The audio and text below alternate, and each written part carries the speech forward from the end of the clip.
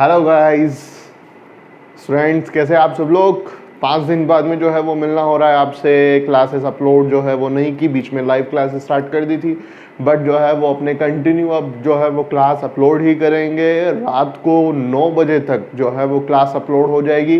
7 o'clock से 9 o'clock के बीच में जो है वो क्लास अपलोड होगी। अब से डेली क्लास जो है वो अपने अपलोड करेंगे। अभी जो है वो अपना इलेक्ट्रोस्टैटिक्स चल रहा है, इसके बाद जो है वो अपने ऑप्टिक्स चलाएंगे, ठीक है, ऑप्टिक्स करेंगे इसके बाद में अपने।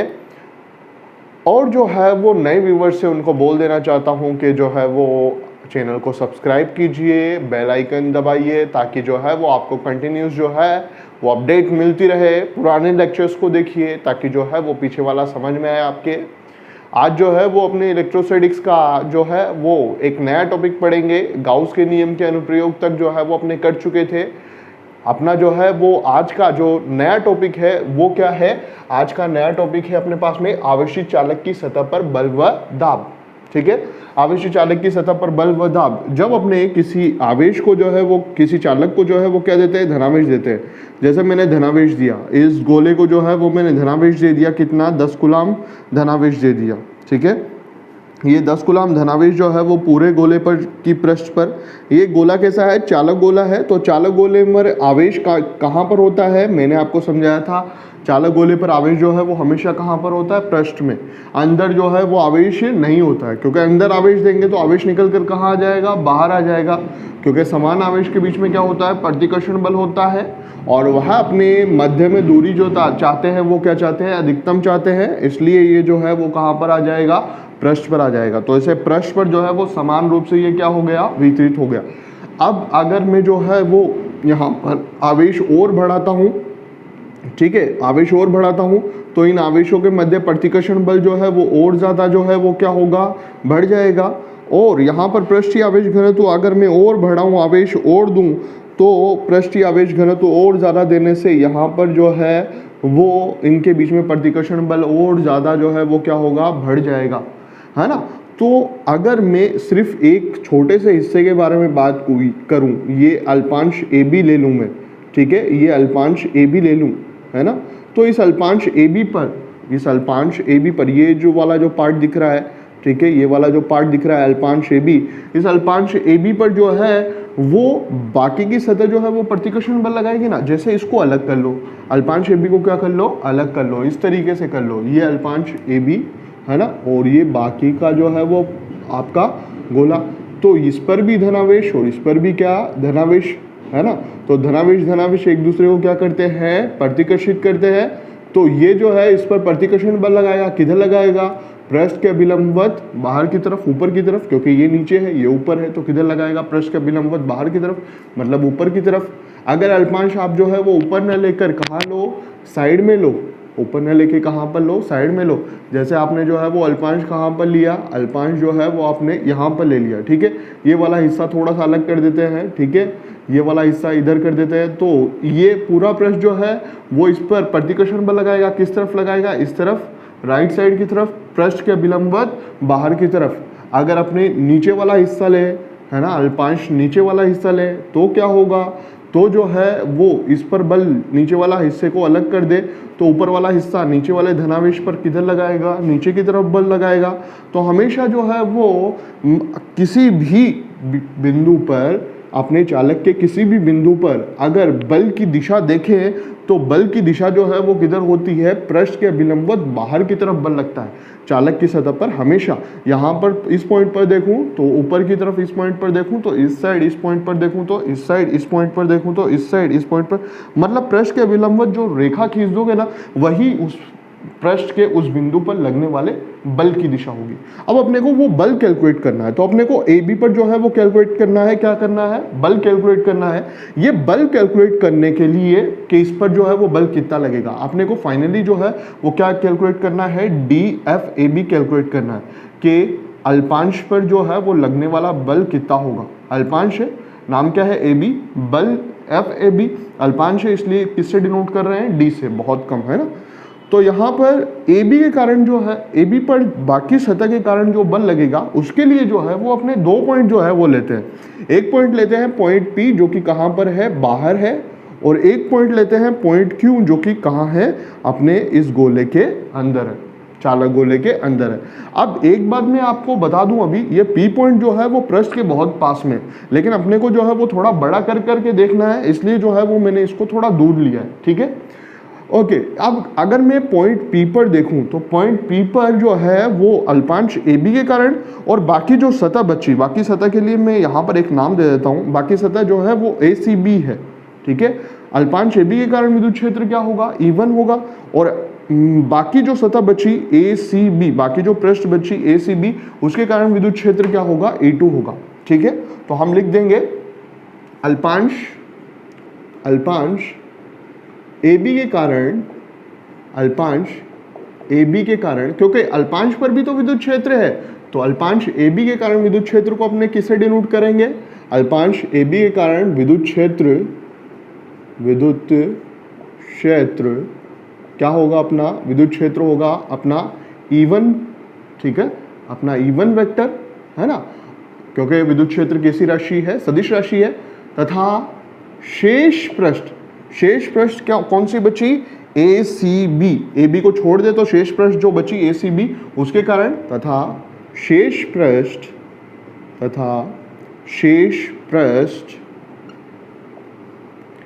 ACB के कारण विद्युत क्षेत्र क्या होगा अपने पास में, ACB के कारण विद्युत क्षेत्र क्या हो जाएगा, देख लो, ACB के कारण विद्युत क्षेत्र, इसको E1 वेक्टर नाम दिया है तो इसको क्या नाम दे देंगे, अपने E2 वेक्टर नाम दे देंगे, E2 वेक्टर होगा, ठीक है। अब अपनों ने जो है वो 2 पॉइंट लिए हैं, क्या लिए हैं, 2 पॉइंट लिए हैं, एक पॉइंट है पॉइंट P और दूसरा पॉइंट है पॉइंट Q।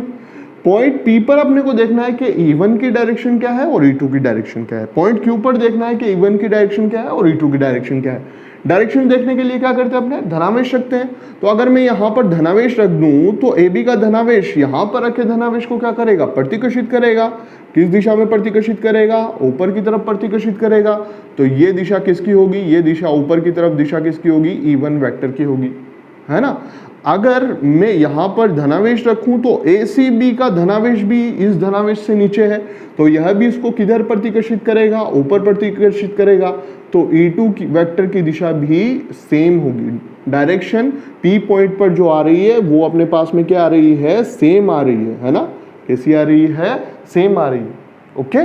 सेम अगर आ रही है तो P पॉइंट पर परिणामी विद्युत क्षेत्र जो होगा वो E1 और E2 का क्या होगा, योग होगा, ठीक है। अगर दिशा जो है वो E1 और E2 के बीच में दिशा जो है वो कितनी है, सेम है, थीटा जो है वो कितना है, 0 है, तो परिणामी विद्युत क्षेत्र जो होगा वो अपने निकाल लेंगे बिंदु P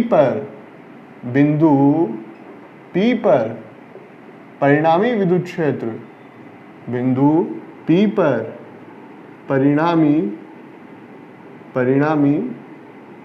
विद्युत क्षेत्र, परिणामी विद्युत क्षेत्र अपने पास में कितना आ जाएगा, परिणामी विद्युत क्षेत्र अपने बिंदु P पर परिणामी विद्युत क्षेत्र आ जाएगा अपने पास में EP, है ना। EP परिणामी को अपने कौन से फॉर्मूले से निकालते हैं, R बराबर √P² + Q² + 2PQ cos theta से, ठीक है। तो R की जगह कौन है, बिंदु P पर परिणामी विद्युत क्षेत्र, और P और Q की जगह कौन है, E1 और E2, दोनों की दिशा सेम है, तो परिमाण जो है वो क्या होते हैं, जुड़ जाते हैं। R बराबर क्या आता है, P + Q, थीटा बराबर 0 होने पर R बराबर क्या आता है, P + Q तो आता है ना। वापस से करने की जरूरत थोड़ी, अपनों ने बहुत बार जो है वो पढ़ लिया है कि थीटा 0 होने पर सदिश राशियां जो है वो क्या होती है, जुड़ जाती है, सदिश राशियों का परिमाण जुड़ जाता है। तो EP = अपने पास में क्या होगा, E1 + E2 होगा, ठीक है। ये अपनों ने दे दिया इक्वेशन नंबर 1, ये अपनों ने दे दिया इक्वेशन नंबर 1, ठीक है। अब पॉइंट Q पर देखते हैं कि पॉइंट Q पर जो है वो विद्युत क्षेत्र कितना होगा। तो पॉइंट Q पर अपने को विद्युत क्षेत्र देखना है, तो पॉइंट Q पर क्या रख दो, धनावेश रख दो। यहाँ पर धनावेश रखूंगा तो AB पॉइंट Q के कहाँ है, ऊपर है, AB पॉइंट Q के कहाँ है, ऊपर है, तो AB का धनावेश पॉइंट Q के धनावेश को क्या करेगा, प्रतिकर्षित किधर करेगा, नीचे की तरफ करेगा, तो ये नीचे की तरफ किसकी दिशा होगी, E1 वेक्टर की दिशा होगी, ठीक है। और यहाँ पर अगर धनावेश रखूं तो शेष पृष्ठ जो है वो ज्यादातर पृष्ठ जो है वो क्या है, इसके नीचे है। तो नीचे वाली पृष्ठ यहाँ पर रखे धनावेश को क्या करेगी, प्रतिकर्षित करेगी, किधर, ऊपर की तरफ। तो E2 की दिशा किधर होगी, ऊपर की तरफ। E2 की दिशा किधर होगी, ऊपर की तरफ होगी। तो यहाँ पर पॉइंट Q पर जो है वो E1 वेक्टर और E2 वेक्टर दोनों की दिशा जो है वो एक दूसरे के क्या है, विपरीत है। दोनों की दिशा एक दूसरे के क्या है, विपरीत है, ऑपोजिट है ना, ऑपोजिट है दोनों की दिशा एक दूसरे के। तो परिणामी विद्युत क्षेत्र जो होगा वो अपने पास में क्या होगा, E1 minus E2, E1 minus E2 या E2 माइनस E1। लेकिन ये जो बिंदु Q है वो कहाँ है, चालक गोले के अंदर है। और चालक गोले के अंदर आवेश कितना होता है, 0 होता है। इसलिए चालक गोले के अंदर विद्युत क्षेत्र भी कितना होता है, 0 होता है। चालक गोले के अंदर और गोलीय कोश के अंदर विद्युत क्षेत्र 0 होता है। हमने गाउस के अनुप्रयोग में ये सिद्ध भी किया था, है ना। तो अंदर Q पॉइंट पर विद्युत क्षेत्र कितना होगा, 0। हम लिख देंगे चूंकि बिंदु Q पर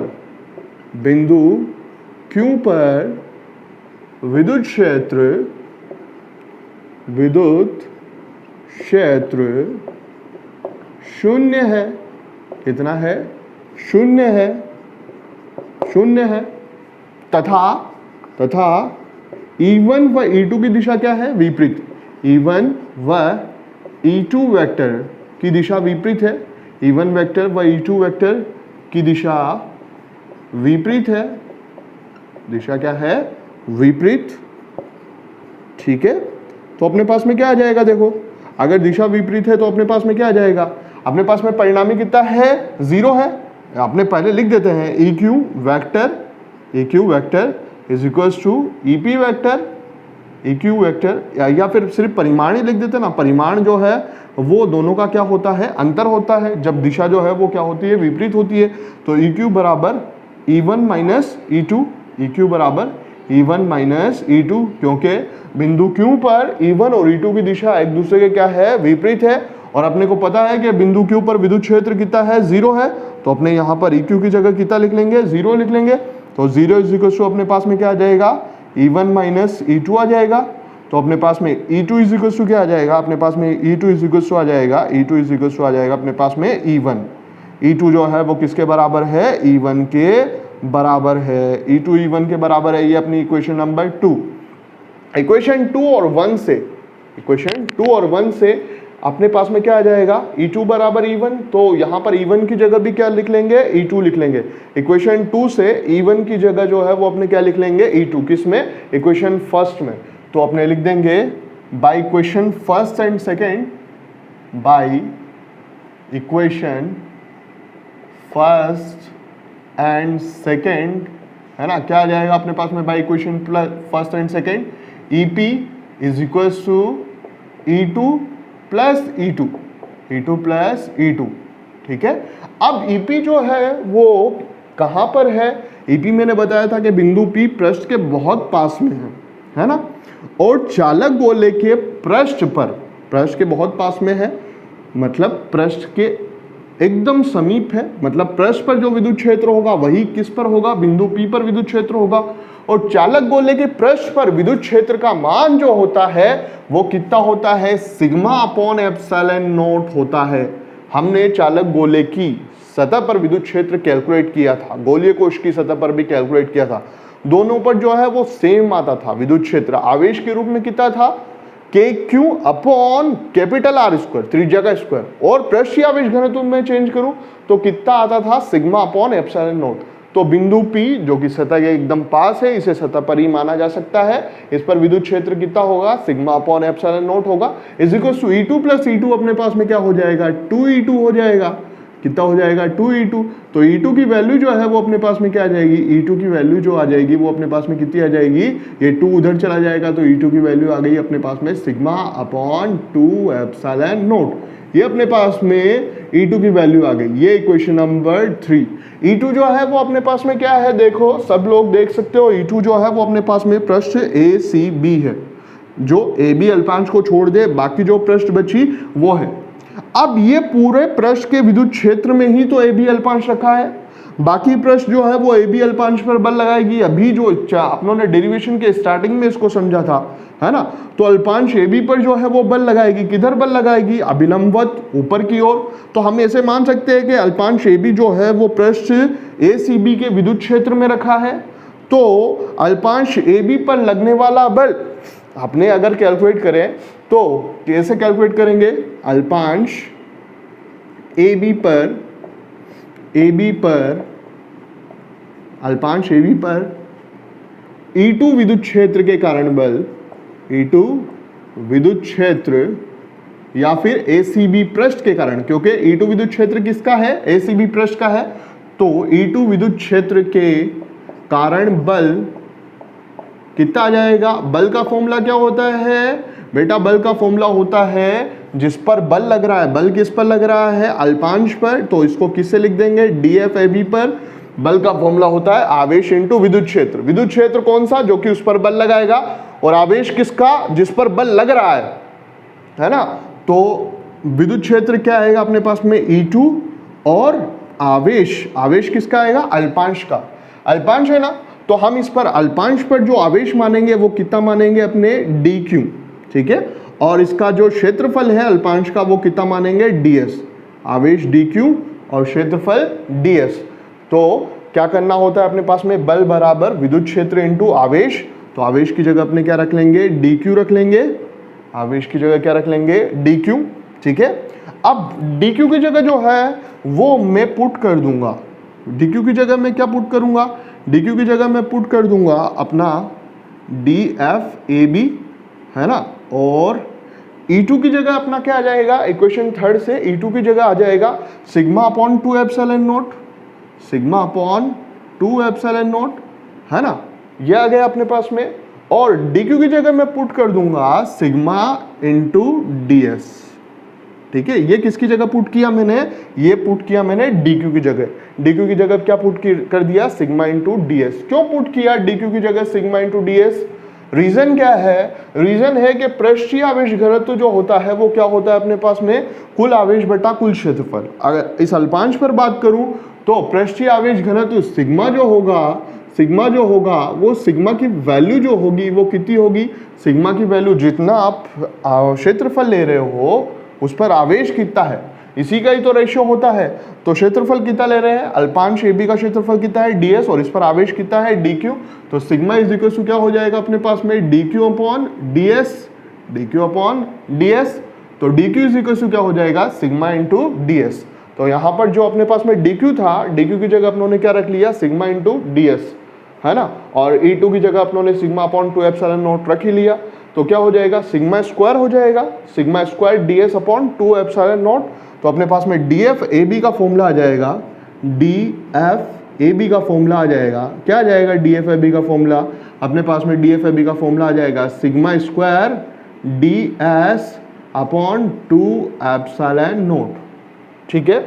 अब ये जो फॉर्मूला है ये अपने को बल बता रहा है। किस पर बल बता रहा है? अल्पांश AB पर बल बता रहा है, ठीक है। अगर अपने को जो है वो क्या निकालना है? दाब निकालना है। तो दाब क्या होता है? बल बट्टा क्षेत्रफल। इस पर बल कितना? इस पर बल DFAB, है ना। इसका क्षेत्रफल कितना? DS। अगर मैं इस पूरी इक्वेशन को DS से डिवाइड कर दूं तो इस पर दाब आ जाएगा ना। तो इक्वेशन 4 को जो है वो अपने क्या करते हैं? डिवाइड कर देते हैं। किससे? DS से डिवाइड कर देते हैं। तो अपने पास में क्या आ जाएगा? दाब आ जाएगा। तो दाब P इज इक्वल टू अपने पास में आ जाएगा DFAB upon DS, DFAB upon DS। ये अपने पास में कितना आएगा? यहाँ राइट हैंड साइड में DS से डिवाइड करेंगे तो DS से DS कैंसिल हो जाएगा।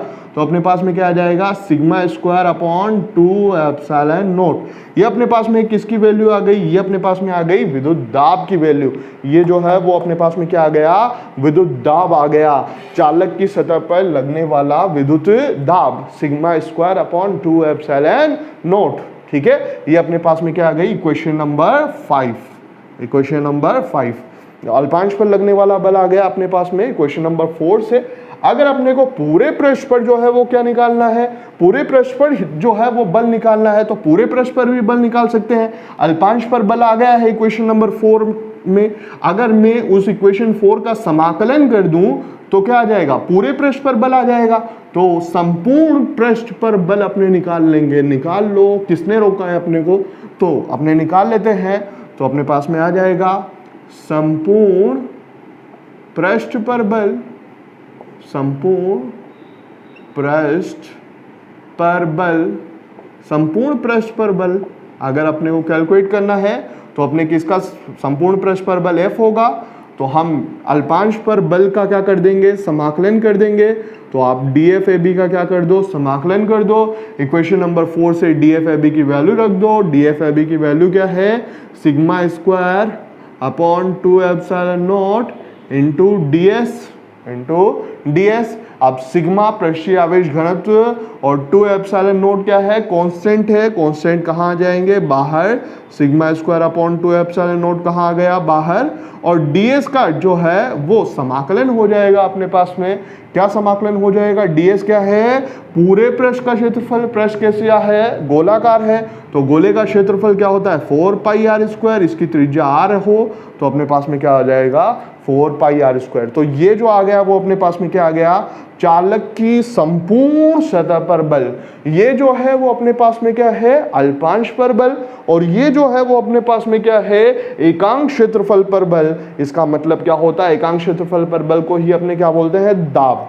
ठीक है, यहां से भी अपने एकांक क्षेत्रफल पर बल निकाल सकते हैं। एकांक क्षेत्रफल पर बल का क्या फॉर्मूला होता है कि बल बटा क्षेत्रफल। दाब का क्या फॉर्मूला होता है, बल बटा क्षेत्रफल। तो F में अपने कुल क्षेत्रफल का, क्योंकि ये F किस पर है, कुल पूरी पृष्ठ पर है ना, तो पूरी पृष्ठ के क्षेत्रफल का डिवाइड कर देंगे, 4 पाई r स्क्वायर का डिवाइड कर देंगे, तो इधर क्या बचेगा, sigma square upon 2 epsilon not ही बचेगा, है ना। यहाँ पर भी दाब की value sigma square upon 2 epsilon not आएगी, यहाँ से भी दाब की value sigma square upon 2 epsilon not ही आएगी। ठीक है, ये जो है वो अपने पास में क्या आ गया, ये अपने पास में आ गया दाब का फॉर्मूला और संपूर्ण चालक की सतह पर बल का फॉर्मूला आ गया। ठीक है, तो हमने जो है वो निकाल लिया, आवेशित चालक की सतह पर क्या निकाल लिया, बल निकाल लिया और दाब निकाल लिया। कोई क्वेरी हो तो कमेंट सेक्शन में आप लोग पूछ सकते हो, मैं उसका रिप्लाई कर दूंगा आपको बहुत ही आसान भाषा में। एक बार स्क्रीनशॉट ले लो, फिर अपने आगे चलते हैं। ठीक है स्टूडेंट्स, अब जो है वो अपने को कैलकुलेट करना है कि विद्युत क्षेत्र के एकांक आयतन में संचित ऊर्जा, है ना। ये थोड़ा टॉपिक जो है वो थोड़ा अजीब सा है ना, अजीब सा मतलब समझने में थोड़ा सा अलग है। ठीक है, बट हम जो है वो उसको अच्छे से जो है वो भरपूर तरीके से समझेंगे, आपको पक्का श्योर करता हूँ कि आपके समझ में आएगा। ठीक है, विद्युत क्षेत्र के एकांक आयतन में संचित ऊर्जा जो है उससे क्या मुराद है। जहां पर भी फिजिक्स में संचित ऊर्जा की बात आती है ना, इसका मतलब वहां पर जो है वो क्या होता है, वहां पर स्थितिज ऊर्जा होती है। कौन सी ऊर्जा होती है, स्थितिज ऊर्जा। और स्थितिज ऊर्जा जो होती है वो किसके बराबर होती है, किए गए कार्य के बराबर होती है। ठीक है, अब देखो यहाँ पर जो अब मैंने धनावेश दिया था, थोड़ा धनावेश दिया था 2 कूलम, तो यहाँ पर कोई धनावेश पहले से उपस्थित नहीं था, मैंने धनावेश दिया तो कोई दिक्कत नहीं हुई मेरे को, है ना। मगर इसके बाद जब मैं धनावेश यहाँ पर बढ़ाऊंगा तो पहले से उपस्थित जो धनावेश है उसके प्रतिकर्षण बल के विरुद्ध कार्य करना पड़ेगा, होगा ना कार्य, है ना। और फिर धनावेश और ज्यादा बढ़ाऊंगा तो पहले से उपस्थित जो धनावेश है उसके प्रतिकर्षण बल के विरुद्ध क्या करना पड़ेगा, कार्य करना पड़ेगा। यही कार्य जो है वो किसके रूप में संचित हो जाएगा, ऊर्जा के रूप में संचित हो जाएगा। यही ऊर्जा हम कैलकुलेट कर रहे हैं, है ना। तो पहले पूरे आयतन में संचित ऊर्जा कैलकुलेट करेंगे, फिर हम जो है वो एकांक आयतन में, आयतन का डिवाइड कर देंगे तो क्या आ जाएगी, एकांक आयतन में संचित ऊर्जा। ठीक है, अब डायग्राम जो है वो कुछ इस प्रकार है कि ये अपना चालक गोला है, जैसा आप लोगों ने पिछली डेरिवेशन में बनाया था। इसकी त्रिज्या जो है वो कितनी है, कैपिटल R है, जो कि पिछली डेरिवेशन में भी आप लोगों ने कैपिटल R ली थी। अब जैसे ही इसको धनावेश देते हैं, धनावेश देने के बाद में धनावेश कंटिन्यूसली दे रहे हैं, तो इसका आयतन और त्रिज्या जो है वो बहुत थोड़ी जो है वो क्या हो जाती है, इंक्रीज हो जाती है। किस वजह से, क्योंकि हम कंटिन्यूसली इसको चार्ज दे रहे हैं, और चार्ज क्या है, प्रोटॉन्स है ना। प्रोटॉन्स जो है वो पार्टिकल्स है ना।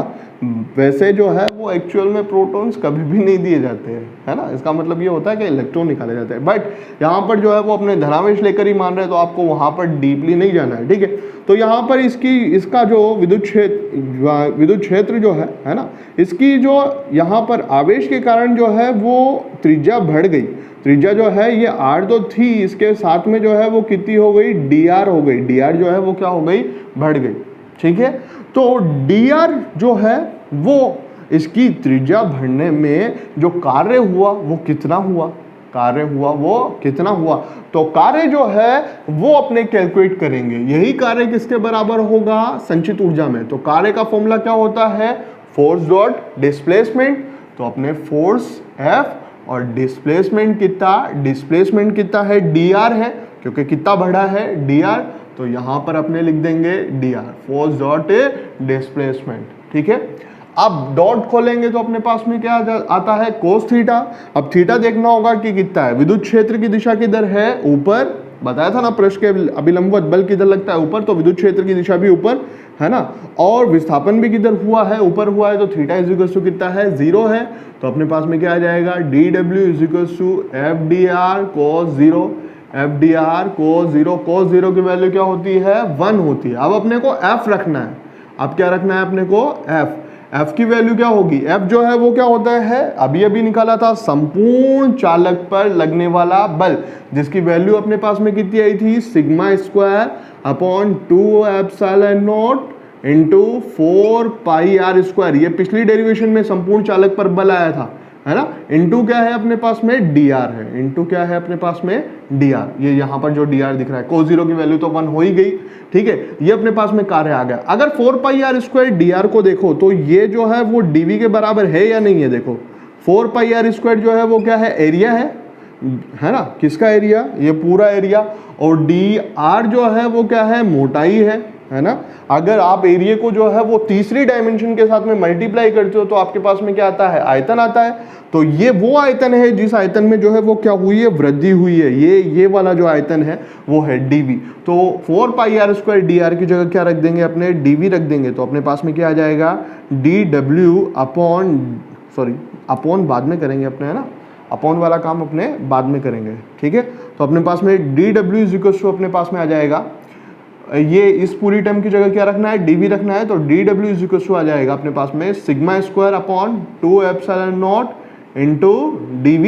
ये कार्य आया, ये कार्य मतलब क्या है, ये वो कार्य है जो यहाँ पर dr विस्थापन, dr जो है वो इसकी त्रिज्या बढ़ने पर हुआ है ना। अगर मैं एकांक, ये dv आयतन बढ़ने में जो कार्य हुआ है वो कार्य या तो dr त्रिज्या बढ़ने में बोल सकता हूं, या बोल सकता हूं dv आयतन बढ़ने में जो कार्य हुआ है वो कार्य की वैल्यू क्या है, sigma square upon 2 epsilon not. अगर मैं एकांक आयतन में बात करूं तो dv का केस में क्या कर देंगे, dw में क्या कर देंगे, डिवाइड, है ना। पूरे आयतन में, पूरा आयतन कितना है, dv है, इस अल्पांश के लिए, इस दूरी के लिए। अगर पूरा कार्य dw है तो dw में dv का डिवाइड कर दूंगा तो एकांक आयतन में आ जाएगा। तो एकांक आयतन के लिए कार्य, या यही कार्य किसके बराबर होगा, संचित ऊर्जा के बराबर। तो एकांक आयतन में संचित ऊर्जा, एकांक आयतन में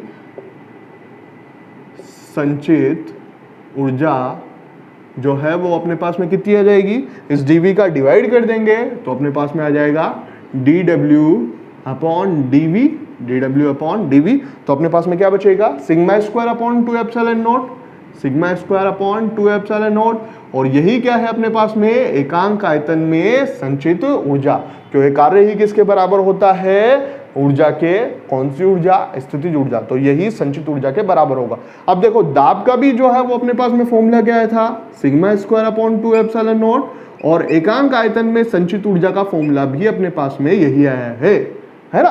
तो दोनों का फॉर्मूला जो होता है, विद्युत दाब किस पर, चालक की सतह पर, और चालक के विद्युत क्षेत्र के एकांक आयतन में संचित ऊर्जा sigma square upon 2 epsilon not, दोनों सेम होते हैं, है ना, दोनों का फॉर्मूला सेम है। अगर इसको जो है वो विद्युत क्षेत्र के फॉर्मूले में चेंज करूं, जैसे यहाँ पर सिग्मा है ना, अगर सिग्मा की जगह ई लेके आऊं तो कैसे होगा, जैसे चालक की सतह पर विद्युत क्षेत्र मैंने बताया था आपको, क्या बताया था, ई इज इक्वल टू क्या होता है अपने पास में, ई इज इक्वल टू होता है, चूंकि ई इज इक्वल टू क्या होता है, सिग्मा अपॉन एप्सिलॉन नॉट, तो सिग्मा इज इक्वल टू क्या हो जाएगा अपने पास में, सिग्मा इज इक्वल टू हो जाएगा E into epsilon not, E into epsilon not, ठीक है।